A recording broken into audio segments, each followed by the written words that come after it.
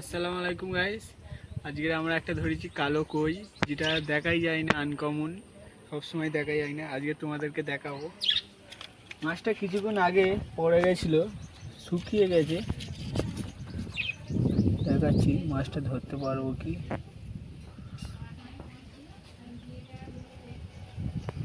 কোথায় গেল? কোনে তো ছিল, ফেললেই তো চলে যায় না আবার। এই মাছটা লাফিয়ে চলে গেছে। মাছটার গায়ের কালারটা দেখো, এটা হচ্ছে দেশি জেব্রা। এটা জেব্রা ফিশ। মাছটা মানে শেষ নিয়তি হয়ে গেছে, দেশি জেব্রা। মাছটার গায়ের কালারটা দেখতে পাচ্ছ।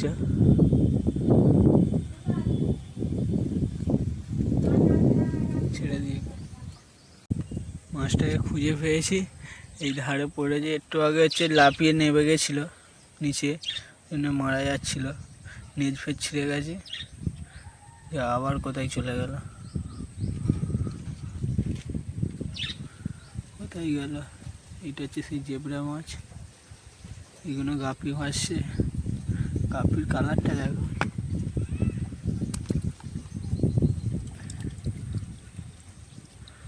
কালারটা দেখো। কোথায় গেল? এই পানা দেওয়ার কারণ হচ্ছে এই ডাইরেক্ট সানলাইট, যাতে না পানি গরম হয়ে যায়। হালকা ইন্ডোর প্ল্যানও দিয়ে দিয়েছি, যাতে ঠান্ডা থাকবে।